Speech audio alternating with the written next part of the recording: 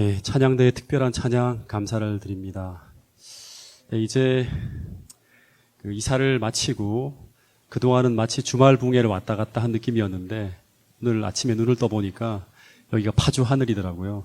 예, 식당도 주변의 집도 다 완전 다른 환경을 보면서 이제 진짜 파주 중앙교회 교인이 되었구나 하는 생각이 들었습니다. 예, 지난주에 뵙지 못한 분들이 참 많이 보이는데요. 이 모습들이 진짜 전부인가요? 아니면 다음 주에 더 오시나요? 네. 정말 여러분들 또 여러 가지 형편이 어려우신 가운데도 또 교회를 리모델링 하는 부분, 또 사택을 수리하는 부분에 헌신하여 주신 모든 분들께 진심으로 감사를 드립니다. 특별히 받은 사랑 잊지 않고 더 진실하고 더 순수하게 여러분들을 섬기도록 하겠습니다. 또 우리 심지천 집사, 또 우리 김명옥 집사님 또 이렇게 뵙게 되니까 정말 옛날 생각도 납니다.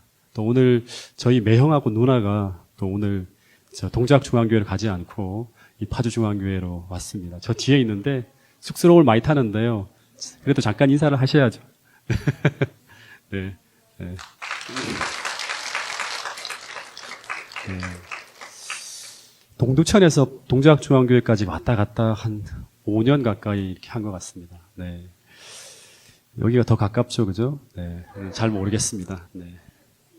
자, 오늘은 이제 두 번째 시간인데요. 네. 지금 앱을 통해서 계속 설교는 녹음되어지고 있으니까요. 여러분들 꼭 한 번 듣는 걸로 그치지 마시고 또 한 번 듣고 또 궁금한 거 있으면 물어보고 하시면서 성경의 모든 내용들을 자꾸 곱씹어보면서 하나님의 뜻을 확인하며 함께 저와 동력해서 이 파주중앙교회를 세워갈 수 있는 여러분과 저가 되었으면 좋겠습니다. 여러분, 신앙이라는 것은 이제 한마디로 말하면 하나님을 신뢰하며 하나님과 의미 있고 친밀한 관계를 맺고 살아가는 거예요. 예. 하나님을 신뢰하고 하나님과 의미 있고 친밀한 관계를 맺고 살아가는 게 바로 신앙이에요. 그러니까 신앙은 실제적이에요. 그러니까 어떤 이론을 하나 듣고 생활에 전혀 적용되지 못하는 것이 아니라 실제적으로 이렇게 하나님과 관계를 맺고 살아가는 거예요. 그래서 믿음이라는 것을 제가 한마디로 이야기하면 하나님을 신뢰하는 믿음의 관계예요. 관계. 예. 실제적으로 하나님이 존재하시고 그분과 나와의 관계가 맺어진 상태예요. 그래서 이제 제가 믿음에 대한 이야기를 앞으로 계속 하고 할 텐데 교회 다니면서 믿음이 없으면 그건 아무것도 기대할 수 없는 사람이 될 수 있습니다. 제가 가끔 예수님과 나는 어떤 사이일까를 생각하며 스스로에게 물어볼 때가 가끔 있습니다. 나는 예수님을 어떻게 알고 있고 어떻게 생각하며 오늘을 살고 있을까 생각을 하다가 문득 이런 생각이 들더라고요. 갑자기 예수님이 제 서재의 방문을 탁 열고 재훈아하고 부르시면서 들어온다면 그때 내가 어떻게 그분을 맞이할까 하는 생각이 들었어요. 만약 예수님께서 저기 본당문을 열고 딱 들어오신다면 여러분들은 어떻게 그분을 맞이할까요? 너무 낯설어서 숨어버릴까요? 아니면 그분께로 막 달려갈까요? 예, 여러분 신앙은 실제적인 거예요. 예. 제가 한 15년, 20년 됐나요? 좀 청년 지도자급 수련회가 있어갖고 2박 3일 동안 제천에 있는 이 별새꽃톨 자연탐사관에 이렇게 들어간 적이 있습니다. 결혼하고 난 후에 그때까지 아이들과 거의 떨어져 지내본 적이 없는 그런 시간들을 보냈습니다.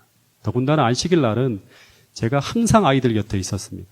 근데 어쩔 수 없이 2박 3일 동안 떨어져 지내야 되는데 제가 제천에 있는 별새꽃돌 탐사관에 들어간 저녁부터 오는 날까지 그때는 꼬맹이들이었죠. 얘들이 한 20년, 15년 전쯤 됐으니까 수도 없이 전화가 오는 거예요. 그리고 묻는 것입니다. 아빠 언제 오냐고. 이제 몇 밤 남았냐고. 수도 없이 전화를 받고 지내다가 드디어 2박 3일을 다 지내고 일요일 날 이제 돌아가는 날 삼육대학에 딱 도착해서 몇 시까지 간다고 전화를 했어요. 그러니까 이제 타임 세팅이 된 거죠. 그리고 차를 몰고 집에 도착해서 아파트 9층으로 쫙 올라가서 초인종을 띵동하고 누르는데 갑자기 집안에서 아빠다 하더니 거실에서 거의 난리가 나는 소리가 막 들리는 거예요. 그리고 딱 문을 열고 들어가니까 거실에서 꼬맹이 둘이 막 빙빙빙 돌면서 춤을 추다가 딱 저를 보는 순간 먼저 큰아이가 막 뛰어 달려와서 붕 하고 몸을 던지는 거예요. 그리고 정신없이 큰 놈을 받아 안았는데 그 둘째 아이도 그 틈새로 머리를 맞고 막 들이밀고 들어와서 아빠 보고 싶었어 하고 막 안기는 거예요. 근데 전 이때 이 모습을 생각하면서 이런 생각을 하게 되었어요. 예수님이 오시는 그날 정말 내가 이렇게 우리 꼬맹이들처럼 주님을 나의 아버지처럼 이렇게 맞이할 수 있을까 하는 거예요. 그렇다면 오늘 정말 내가 그렇게 하나님과의 관계가 맺어져 있는가 하는 거예요. 내가 고백하는 것처럼 알고 있는 것처럼 그렇게 주님을 그리워하고 사모하며 오늘을 살고 있는가 하는 거예요. 그분은 실제적인 분인데. 그리고 수시로 우리 아이들처럼 아빠 언제 와? 이제 몇 밤 남았어? 보고 싶어요 하면서 끊임없이 기도하며 주님과 교통하고 있는가 하는 거예요. 여러분 성경의 이사야서를 보면 예수님이 재림하실 때 그때 구원받는 무리들은 그분이 전혀 낯설거나 어색한 분이 아니었다고 하는 거예요. 다시 말해서 그들은 그분과 오랜 기간 친밀한 사랑의 관계를 맺어온 사람들이라고 하는 거예요. 그래서 그분이 재림하실 때 모두 이런 말을 하게 된다고 성경은 이야기하고 있습니다. 같이 한번 읽어보겠습니다. 이사야서 25장 9절 말씀입니다. 자, 어떤 한 분 마이크를 좀 무선 마이크를 들고 좀 낭독을 해주시면 좋겠습니다. 이 성경절은 제가 읽겠습니다. 같이 읽겠습니다. 시작. 그날에 말하기를 이는 우리 하나님이시라. 우리가 그를 기다렸으니 그가 우리를 구원하시리로다.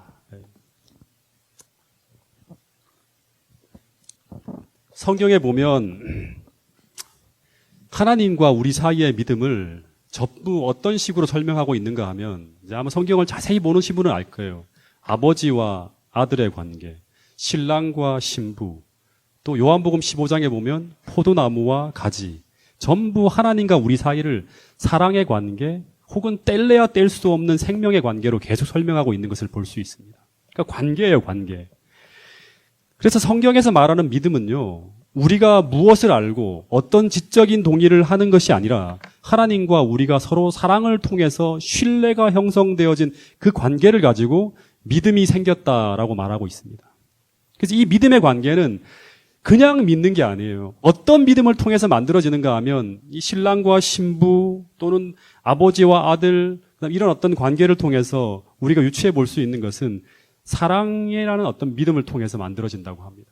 그래서 제가 그 성경을 통해서 가장 중요하게 생각하는 성경절 중에 하나가 바로 이 말씀이에요. 갈라디아서 5장 6절 말씀입니다. 이 성경절도 같이 한번 읽어보겠습니다.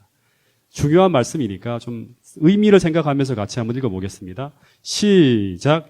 그리스도 예수 안에서 할례나 무할례나 소용이 없되 사랑으로 역사하는 믿음뿐이니라. 예, 그리스도 예수 안에서는 할례나 무할례나 소용이 없되 사랑으로 역사하는 믿음뿐이니라. 여러분 할례가 뭐죠? 왜 사도 바울이 할례라는 말을 했을까요? 구약시대 이스라엘 백성들이 하나님의 백성이 되는 증표로 행하는 가장 중요한 예식이 바로 뭔가 하면 할례였어요. 그래서 유대인들은 이 할례를 행한 사람만을 그리스도인으로 보았어요. 근데 바울은 이 할례를 비유로 들면서 마찬가지로 그리스도인이 되는 가장 중요한 증표는 무엇이다? 오늘 우리 안에 사랑으로 역사하는 믿음이 있는가 없는가 하는 것이라는 거예요. 이것뿐이라고 하는 것은 이것이 유일하고 이것이 가장 중요하다고 하는 것입니다. 근데 그것이 무엇인가 하면 그냥 믿음이 아니라 이 믿음은 어떤 믿음인가 하면 중요한 게 있죠. 사랑에서 역사하는 믿음이에요. 사랑에서 에네르게오, 기인되어지고 시작되어지고 하는 그런 믿음이에요. 그리스도를 사랑하는 마음에서 시작되어지는 그 믿음이라고 하는 것입니다. 여러분 그리스도인이라는 것은 어떤 사람을 말하는 것일까요? 한번 얘기해 보세요. 그리스도인은 어떤 사람일까요? 한마디로 정의하면 교회 다니는 사람, 예배 보는 사람, 기도하는 사람, 안식일을 지키는 사람, 봉사하는 사람, 아니면 이웃을 참으로 사랑하는 사람, 어떤 사람이 그리스도인이죠? 네. 여러분 제가 지금 언급한 이 모든 이야기는 이것은 그리스도인의 한 모습을 말하는 것이지 본질적인 정의는 아닙니다. 그리스도인이란 한마디로 말하면 그리스도를 사랑하는 사람이에요. 맞습니까? 네. 그리스도를 사랑하기 때문에 교회를 다니고 그리스도를 사랑하기 때문에 예배를 드리고 그리스도를 사랑하기 때문에 그분을 만나는 일할인 안식일을 지키고 그분을 사랑하기 때문에 하나님의 계명을 지키고 그분을 사랑하기 때문에 내 이웃을 내 몸과 같이 사랑하는 거예요. 그런데 그분을 사랑하지 않는데 계명을 지키는 것을 무엇이라고 합니까? 네, 율법주의라고 하죠.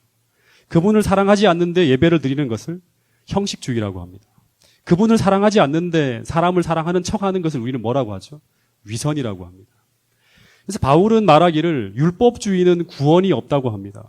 왜냐하면 그리스도와 사랑의 관계가 끊어지고 맺어지지 않는 가운데 벌어지는 모든 행위는 그 모습이 그 어떤 행위로 포장되어져 있다 하더라도 그 안에는 그리스도가 없기 때문에 그 삶은 구원과 관계없는 삶을 살아가고 있는 것이라고 말하고 있는 것입니다. 여러분, 그래서 모든 신앙의 시작, 모든 구원의 역사는 그리스도를 사랑하는 데서 시작되어진다고 합니다. 출애굽의 시작도 마찬가지로 6월절이라는 것을 통해서 예수님의 십자가의 사랑의 경험을 한 사람만이 이제 드디어 하늘을 향해서 출발하는 출애굽이 시작되는 거예요. 성소로 들어갈 때도 번제단에서 피어오르는 그리스도의 십자가의 사랑을 깨달은 사람만이 그 사랑을 가지고 하나님의 보좌 앞으로의 신앙적 전진이 시작되는 것입니다. 여러분, 그래서 모든 신앙의 시작, 모든 구원의 역사는 그리스도를 사랑하는 데서 시작된다고 하는 이 사실을 잊지 않게 되기를 간절히 바라겠습니다. 여기서 모든 신앙의 의미 있는 시작이 이루어지는 것이고 모든 헌신과 변화와 신앙의 성장과 믿음의 성숙이 전부 다 이 사랑에서 시작된다고 하는 사실입니다. 여러분, 그래서 혹시 오늘 나의 신앙이 힘을 잃어가고 있다면 오늘 나의 모든 신앙의 문제를 다른 곳이 아니라 오늘 내 안에 그리스도에 대한 사랑이 싣고 있는 것이 아닌지 먼저 살펴볼 수 있게 되기를 간절히 바라겠습니다. 이 사랑이 식어버렸다면 그 모든 신앙의 동력은 당연히 끊어지는 것입니다. 그 어떤 헌신이나 어떤 신앙의 기쁨이나 봉사의 즐거움이나 신앙의 성숙이나 자람이 결코 이루어질 수 없는 상태에 우리가 있다고 하는 사실을 우리 모두 기억할 수 있게 되기를 간절히 바라겠습니다. 야고보서 2장에 보면 이제 이런 이야기가 나오죠. 히터를 하나만 좀 끌까요? 굉장히 덥네요, 위에 있으면. 네. 이런 말씀이 있습니다. 믿음이 있노라 하고 행함이 없으면 무슨 이익이 있으리요? 그 믿음이 능히 자기를 구원하겠느냐? 영혼 없는 몸이 죽은 것 같이 행함이 없는 믿음은 죽은 것이니라. 지금 이 야고보는 뭐에 대해서 말하고 있는가 하면 문맥을 잘 살펴보면 지금 행함이 아니라 믿음에 대해서 지금 이야기하고 있습니다.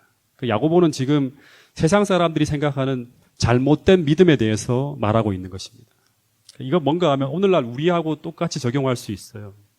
우리가 그리스도를 믿는다고 하는데 뜨뜻미지근하고 냉랭하고 차갑고 그 삶에 어떤 변화도 일으키지 못하는 그런 믿음은 야고보 선생이 말하기를 성경에서 말하는 믿음이 아니라고 하는 것입니다. 그러면서 말하기를 이런 믿음을 오늘 우리가 가지고 있다면 이게 왜 끊어졌죠? 예? 네. 17절에 보면 그 자체가 죽은 믿음이고 심지어 이 믿음은 귀신들도 가지고 있는 믿음이라고까지 말을 합니다. 그래서 이 야고보서 2장을 쭉 읽어보면 이 야고보가 정말 강조하는 것은 뭔가 하면 지금 행함을 검토하라고 하는 것보다 너가 행하고 있는 그 행함을 통해서 너가 가졌다고 말하는 그 믿음을 검토하라고 하는 것입니다. 다시 말해서 너가 가진 믿음이 죽은 믿음인지 산 믿음인지를 검토하라고 하는 거예요. 여러분, 성경에 보면 원래는 믿음이라는 게 한 가지밖에 없었는데 이상하게 교회를 다니는 수많은 사람들이 있는데 이 사람들이 믿음을 가지고 있다고 하는데 그 믿음의 증거들과 결과들이 안 보이는 거예요. 그래서 야고보는 산 믿음과 죽은 믿음으로 이렇게 구분지어서 이야기를 하기 시작하는 거예요. 산 믿음은 뭐고 죽은 믿음은 무엇인가? 죽은 믿음이라고 하는 것은 단순한 지성을 추구하는 믿음이고요. 산 믿음이라고 하는 것은 또다시 반복하지만 그리스도를 사랑하면서 시작되어지는 믿음이라고 하는 거예요. 다시 말해서 야고보가 지금 말하고 있는 이야기는 무엇인가 하면 지금 우리가 가지고 있는 믿음이 그리스도와의 사랑의 관계를 추구하고 있는 믿음인지 아니면 귀신들도 믿고 떠는 단지 그리스도에 대한 지식만 쌓이고 있는 그런 믿음은 아닌지를 검토하라고 하는 것입니다. 여러분, 이 시간 오늘 내가 소유한 믿음이 어떤 믿음인지 이 시간 꼭 함께 살펴볼 수 있게 되기를 간절히 바라겠습니다. 자, 이 말씀을 같이 한번 읽어보겠습니다. 고린도후서 13장 5절 말씀입니다. 자, 시작. 너희가 믿음에 있는가? 너희 중을 시험하고 너희 자신을 확증하라. 예수 그리스도께서 너희 안에 계신 줄을 너희가 스스로 알지 못하느냐? 그러지 않으면 너희가 버리운 자니라. 예, 너희가 믿음에 있는가 너희 자신을 시험하고 너희 자신을 확증하라고 합니다. 이 믿음이 있어야지만 그 믿음을 통해서 예수님께서 우리 안에 계시는 거예요. 그러면 그 증거가 나타난다고 하는 거예요. 예, 저는 이제 아시다시피 1971년도에 이 태백이라는 산골짜기에서 태어나서 거기서 어린 시절과 청소년기를 보냈습니다. 그리고 제가 1977년에 이 초등학교를 입학해서요.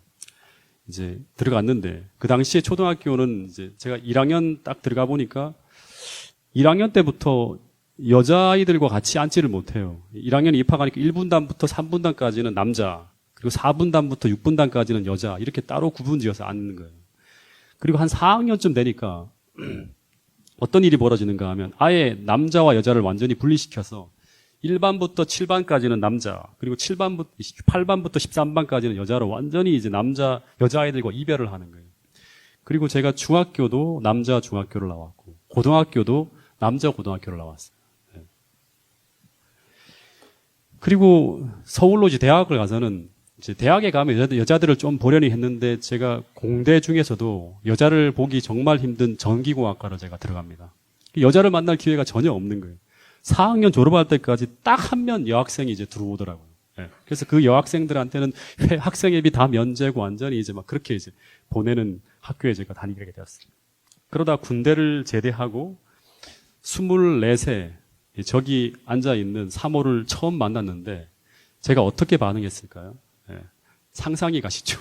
초등학교 때부터 시작해서 대학 때까지 연애라는 걸 한 번도 못 해보고 그냥 짝사랑만 하다가 쭉 지내오다가 이제 관계가 형성되어진 거예요. 네. 제 마음에 사랑하는 사람으로 어떤 한 여청년이 들어오니까 그 결과가 평소에 전혀 안 하던 행위들을 막 하기 시작하는데, 근데 그 행동들은 제가 이렇게 해야지 해서 하는 것이 아니라, 다시 말해서 율법주의가 아니라 사랑이 들어오니까 자연스럽게 나타나는 변화예요. 여러분, 신앙이라는 건 굉장히 자연스러운 거예요. 하나님을 사랑하면 그분을 기쁘시게 하는 그러한 삶을 살려고 이제 우리가 노력하지 않아도 자연스럽게 가는 거예요.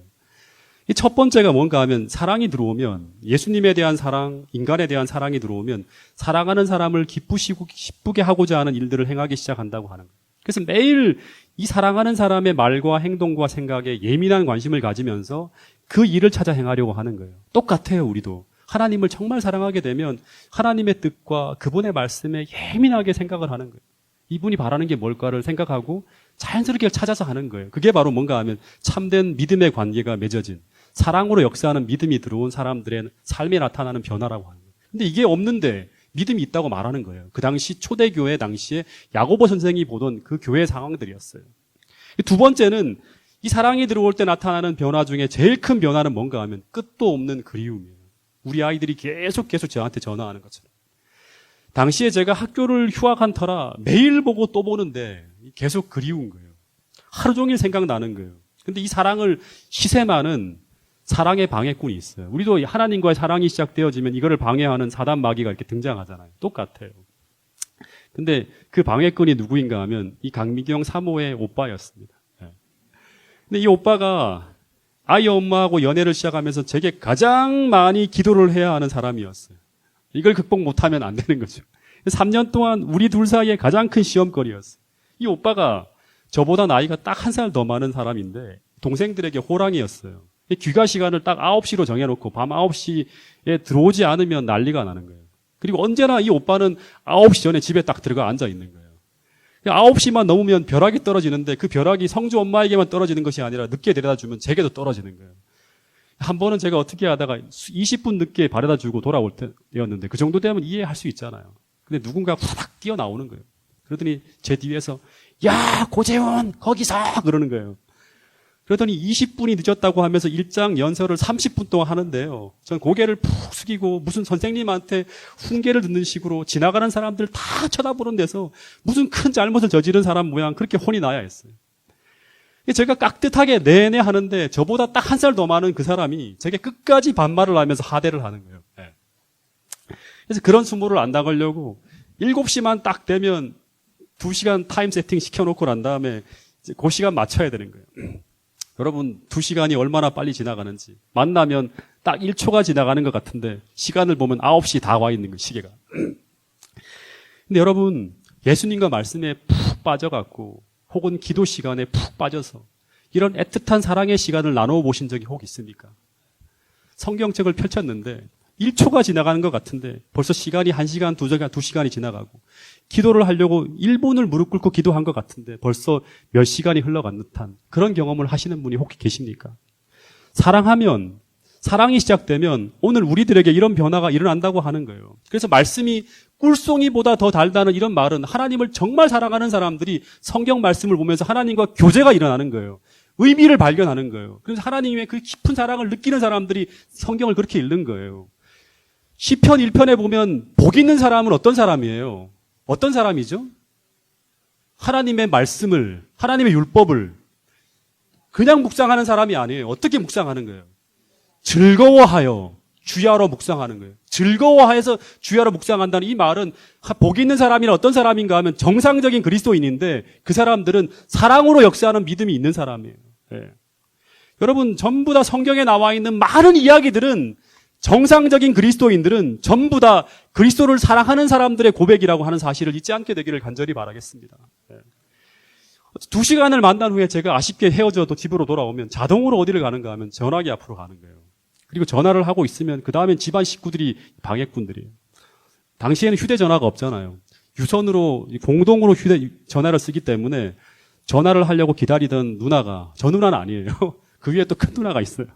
참다 한마디를 합니다. 전화 끊으라고. 너 전화기 새놨냐 그러는 거예요. 그런데 그런 핍박이 몰려오더라도 전 다니엘처럼 끝까지 기도의 끈을 놓지 않고 기도합니다. 아니 아멘 할 거 아니에요. 근데 그 얄미운 누나가 드디어 참다가 뭐라고 하는가 하면 전화기 코드 뽑아버린다 하고 딱 잡아요. 그러면 그 얄미운 누나의 얼굴을 보면서 전화를 끊고 너무나 아쉬운 마음에 그 다음 어디로 가는가 하면 책상 앞으로 갑니다. 그리고 또다시 아쉬워서 뭘 하는가 하면 그리운 민경 씨 하면서 편지를 쓰는 거예요. 여러분 뭐가 그립습니까? 헤어진 지 1시간도 안 되는데. 여러분 지금 제가 무엇을 여러분들에게 이야기하려고 하시는지 아시죠? 지금 연애담을 이 거룩한 시간에 하는 게 아니에요. 여러분 야고보는 지금 야고보서 2장에서 바울이 이야기하는 그 갈라디아서 5장 6절에서 이야기하는 그 사랑으로 역사하는 믿음이 있다면 정도의 차이는 있을지 모르지만 반드시 우리 생활은 그 사랑으로 말미암아 이전과 다르게 변화되어진다고 이야기하고 있는 것입니다. 그 첫 번째는 주님과의 교제가 즐거워지는 거예요. 말씀이 의미 있어지고 사랑하는 사람이 연애 편지를 받는데 그게 사소하게 느껴질 수 있습니까? 그렇죠? 기도가 길어지고 기도가 의미 있어지고 하는 거예요. 두 번째는 그리스도를 사랑하는 가장 확실한 증거는 바로 그 사랑의 대상이 기뻐하고 행복해하는 것을 행하는 가운데서 고통을 느끼는 게 아니라 기쁨과 즐거움을 느끼는 삶을 살아간다고 하는 것입니다. 이게 가장 중요한 거예요. 교회에서 하는 봉사가 의미 있고 행복해지는 거예요. 옛날 어릴 때 제가 본 영화 중에 공포의 외인구단이라는 영화가 있어요. 그 만화책으로 제가 한참 보고 난 다음에 너무나 재밌어갖고 영화도 보고 있는데 아주 어린 시절에. 근데 거기 보면 남자 주인공이 여자 주인공에게 이런 고백을 합니다. 이게 유행가로도 나왔죠. 난 내가 기뻐하는 일이라면 모르십니까? 뭐든지 할 수 있어라고 하는 거예요. 이 고백은 세속적인 영화의 한 대사지만 실제 성경에 보면 에녹이라는 사람은요. 그 안에 있는 그리스도에 대한 사랑 때문에 이렇게 살아갔다고 하는 이야기가 히브리서 11장 5절에 나옵니다. 이 말씀은 같이 한번 읽어보겠습니다. 히브리서 11장 5절 말씀. 시작. 믿음으로 에녹은 죽음을 보지 않고 옮겨졌으니 하나님이 그를 옮기심으로 다시 보이지 아니하셨으니라. 그는 옮겨지기 전에 하나님을 기쁘시게 하는 자라 하는 증거를 받았느니라. 에녹이 어떻게 하나님과 동행했는가 하면 평생 이 사람의 별명이 있었다고 하는 거예요. 그 별명이 뭔가 하면 이 사람은 하나님을 기쁘시게 하는 자라고 하는 거예요. 그 사람의 하루 종일의 생각은 뭔가 하면 어떻게 하면 하나님을 기쁘시게 할 수 있을까? 이게 에녹의 밤낮 떠나지 않는 고민이었고 그 생각이었다고 하는 거예요. 이 생각을 가지고 그는 하나님과 300년 동안 동행했다고 하는 거예요. 여러분 근데 우리가 하나님을 믿노라 하고 하는데 내 삶에 이런 사랑의 증거들이 전혀 나타나지 않는다면 우리의 믿음엔 분명히 문제가 생긴 것입니다. 근데 여러분 계시록 3장에 보면 역사의 마지막에 등장하는 이 라오디게아 교회는 똑같아요. 믿음이 있노라고 공언을 하는데, 다시 말해 전부 하나님을 사랑한다고 고백은 하는데 그 사랑의 증거들이 나타나지 않고 있는 교회였다고 합니다. 다시 말해서 전부 야고보서 2장에서 말하는 죽은 믿음을 소유한 성도들로 가득 채워지고 있는 거예요. 정상적인 교회가 아니에요. 그죠? 라오디게아 교회 우리 배웠지만. 사랑이 씻고 있고, 그래서 그 사랑하는 신랑이 온다는 소리가 들려오는데도 다 졸며 자고 있는 교회가 바로 오늘 이 시대를 살아가고 있는 이 재림교회라고 하는 사실이에요. 근데 예수님이 이 죽어가는 라오디게아 교회를 살리기 위해서 한 처방전을 말씀했는데요. 여러 가지가 있어요. 뭐 흰옷, 안약, 뭐 다 있는데 그 중에서 우리가 꼭 오늘 설교를 통해서 기억해야 될 중요한 처방전이 뭔가 하면 불로 연단한 금을 사라고 하는 거예요. 산다는 건 뭐예요? 대가를 지불하는 거예요. 그래서 이 불로 연단한 금이 무엇인가 하면 갈라디아서 5장 6절에서 바울이 이야기한 사랑으로 역사하는 믿음이라고 분명히 엘렌 화이트는 이야기하고 있습니다. 사랑으로 역사하는 믿음. 이게 바로 불로 연단한 금이에요. 그래서 이 라오디게아 교회 교인들 중에 전부 다가 하늘을 가는 게 아니라 이 불로 연단한 금을 신앙적 대가를 지불하고 소유한 자만이 하늘 간다고 성경은 이야기하고 있습니다. 여러분 다시 이야기합니다. 그리스도인이라는 무엇인가? 그리스도를 사랑하는 자들입니다. 그런데 그 사랑이 시험이 되어지는 때가 머지않아 다가온다고 하는, 그 사랑을 시험하는 게 바로 뭔가 하면 조사심판이에요. 오늘 우리 안에 그 사랑이 있는지 없는지를 시험하는 게 바로 뭔가 하면 흔들림이에요. 그 흔들림의 절정이 무엇인가 하면 일요일 휴업령인데요. 그때 그 절박한 상황 속에서도 안식일을 지킬 수 있는 사람은 어떤 사람인가 하면 너희가 나를 사랑하면 나의 계명을 지킨다고 하는 말처럼 그리스도를 사랑하는 사람들만이 마지막에 검증되어지고 그 사람들을 데리고 하나님은 인을 치시고 하늘로 데려간다고 하는 것이 성경의 스토리라고 하는 거예요. 그래서 일요일 휴업령이라고 하는 것은 우리 안에 그리스도에 대한 인내가 아닌 그리스도에 대한 사랑을 시험하는 장치라고 하는 사실이에요. 여러분 마지막으로 하나 좀 더 이야기를 하면, 이 이야기는 정말 중요한 이야기니까 잘 들어주시기 바랍니다. 창세기 6장을 보면 종말의 세상의 모든 사람들이 다 타락해요. 다 믿음을 잃어버리는 순간, 그 순간 살아남은 자로 발견된 자가 이 노아라고 합니다. 이 노아는 여자의 남은 자손이에요. 근데 창세기 6장에 보면 그때 세상의 인구가 얼마나 되었을까요? 오늘날과 비슷한 수십억의 인구가 살고 있었다고 합니다. 근데 성경의 진술을 그대로 얘기하면 오늘날 이 세상 사람들처럼 당시 모든 사람들이 생각하고 말하고 행동하는 것이 항상 악하였다고 합니다. 육체가 되었다고 표현을 해요. 이 세상에는 강포와 그런 어떤 폭력과 모든 어떤 음란한 이런 것들이 다 뒤덮고 있는 그런 세상이었어요. 그래서 하나님이 이 지구를 다시금 리셋, 다시 말해서 이 죄악을 청소하기 위한 계획을 세우게 돼요. 그리고 노아에게 방주를 준비하라고 하면서 그때 하나님을 진심으로 사랑하는 사람을 찾는 일을 쭉 진행을 해요. 여러분 패턴이 똑같아요. 그 사람을 찾아야지만 심판이 오는 거예요. 마지막 홍수가 오는 거예요. 근데 창세기 6장 1절부터 7절까지 완전히 세상이 다 타락해 가고 있는데, 근데 이 노아라는 사람에 대한 이야기를 보면 이제 창세기 6장 8절부터 시작되는데 이 사람이 앞에는 항상 악하게 살아가는데 전혀 다른 모습으로 살아가고 있다고 하는 거예요. 그래서 9절부터의 내용을 보면 노아는 의인이고 당대의 완전한 자고 하나님과 동행하는 그런 이야기로 계속 순종과 순종에 대한 이야기로 쭉 이야기되어지고 있습니다. 근데 노아가 어떻게 이런 생애를 살 수 있었을까를 우리가 성경을 통해 찾아야 돼요. 근데 성경이 한 성령을 통해 기록된 책이라 그러면 노아의 이런 순종이 율법주의가 아니라 정말 참된 믿음의 순종이라고 한다면 노아는 하나님을 사랑하는 가운데서 사랑으로 역사하는 믿음을 가지고 있는 사람이라고 우리가 생각할 수 있겠죠. 근데 본문을 보면 노아가 당시 시대 사람들과 전혀 다른 인생을 살아가도록 만든 결정적 역할을 한다고 했다고 한 아주 중요한 단서를 제공하는 성경절이 하나 있는데요. 자, 이 말씀은 우리가 잊어버리면 안 되니까 큰 소리로 한번 같이 읽어보겠습니다. 창세기 6장 8절 시작. 그러나 노아는 여호와께 은혜를 입었더라. 예, 앞절까지는 타락하고 부패하고 무너지는 세상 속에서 노아로 하여금 전혀 다른 인생을 살아가게 만든 이유는 그러나예요. 이런 사람은 이렇게 살았지만 그러나 노아는 여호와께 은혜를 입었기 때문이라고 하는 거예요.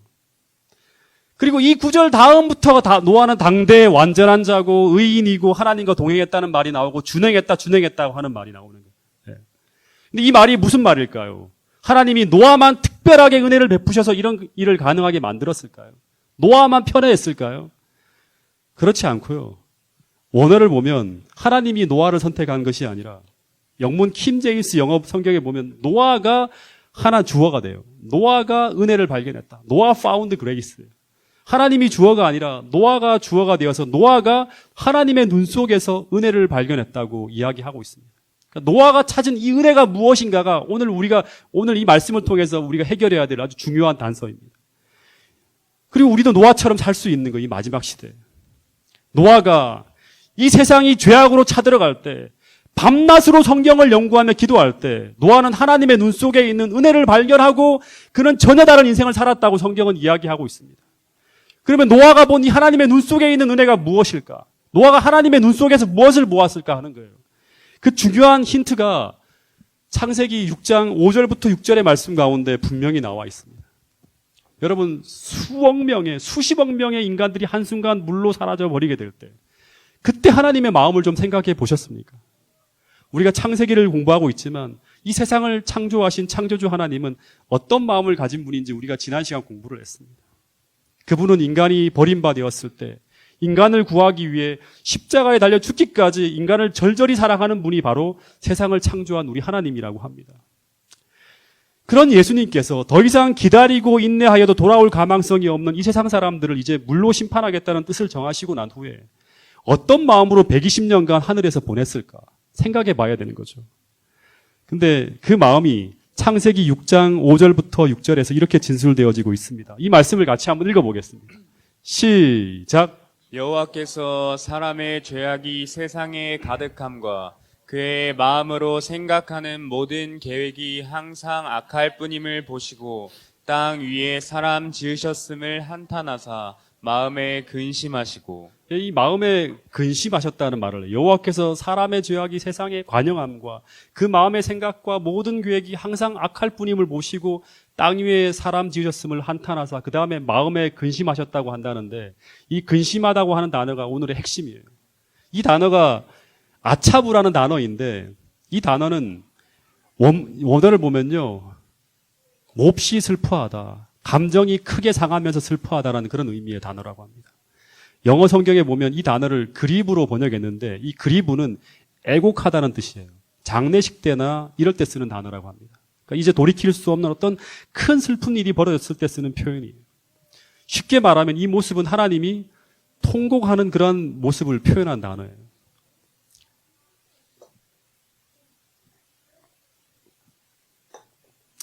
여러분, 이제 묻겠습니다. 하나님께서 노아에게 방주를 짓게 하시고 120년간의 시간을 기다리셨는데 하늘에서 무엇을 하며 보냈을까요? 이 아짜부라는 단어를, 이 한 단어를 보면 120년 동안 하나님은 이제 더 이상 책망할 수도 없고 이제 더 이상 사랑할 수도 없는, 이제 영원히 기억 속에 지워야 하는 그 죄와 범벅이 된 인간들을 생각하시면서 여전히 사랑하사 그 이별의 아픔을 견딜 수 없어서 하나님은 120년간 아짜부 통곡하면서 보내셨다고 하는 것이 바로 성경에서 모세가 본 이 하나님의 마음이라고 하는 것입니다. 그리고 노아는 성경을 연구하고 기도하는 가운데 성경을 통해서 믿음으로 이 하나님의 눈 속에서 흐르는 그 눈물을 본 것입니다. 그리고 그 하나님의 눈 속에서 흐르는 그 눈물이 바로 노아로 하여금 하나님의 은혜를 깨닫게 하고 전혀 그 시대와 다른 사람으로 살아가게 도록 만들었다고 하는 것입니다. 여러분, 하나님께서 하늘에서 인간들이 이렇게 타락해 가는데도 우리라면 도저히 사랑할 수 없는 이 인간들을 그 식지 않는 사랑으로 인간들의 구원을 위해서 통곡하며 눈물을 흘리시는 그 하나님의 사랑의 눈물을 노아가 봤기 때문에 노아는 다른 인생을 살았다고 성경은 이야기하고 있는 것입니다.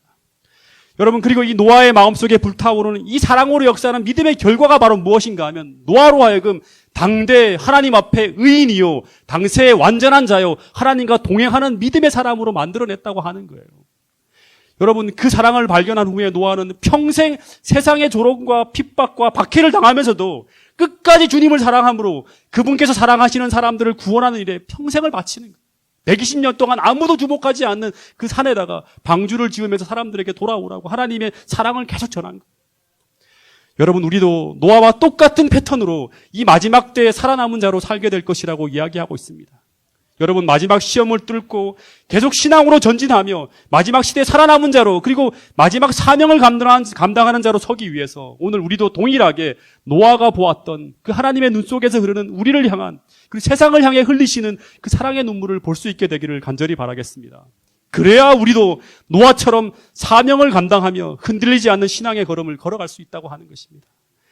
여러분, 이 하나님의 마음을 가장 잘 표현해주고 있는 성경절이 이 성경절입니다. 마지막 말씀입니다. 같이 한번 읽어보겠습니다. 시작. 내 백성이 끝끝내 내게서 물러가나니 비록 그들을 불러 위에 계신 이에게로 돌아오라 할지라도 일어나는 자가 하나도 없도다. 에브라임이여 내가 어찌 너를 놓겠느냐. 이스라엘이여 내가 어찌 너를 버리겠느냐. 내가 어찌 너를 아드마같이 놓겠느냐. 어찌 너를 스보임같이 두겠느냐. 내 마음이 내 속에서 돌이키어 나의 긍휼이 온전히 불붙듯 하도다. 예, 이 본문에 보면 이스라엘 백성들이 멸망하기 직전이에요. 노아 홍수 직전의 모습하고 똑같죠. 성경은 똑같은 패턴으로 돌아갑니다. 북방 이스라엘 백성들이 이제 멸망하기 직전에 호세아 선지자가 그러는 거예요. 하나님의 마음을 전하는 거예요. 하나님께서 계속 돌아오라고 말하지만 내 백성이 끝끝내 물러가는 거예요. 그리고 비록 그들을 불러 위에 계신 이에게로 돌아오라 할지라도 일어나는 자가 하나도 없어요. 노아홍수 당시와 똑같죠. 하나님이 포기할 수 있지만 그래도 하나님은 포기할 수 없다고 하는 거예요. 그럴지라도 하나도 없을지라도 에브라임이여 내가 어찌 너를 놓겠느냐. 이스라엘이여 내가 어찌 너를 버리겠느냐. 내가 어찌 너를 아드마같이 놓겠느냐. 어찌 너를 스보임같이 두겠느냐. 내 마음이 내 속에서 돌이켜 나의 긍휼이 너희들을 향해서 온전히 불붙듯 한다고 하는 거예요.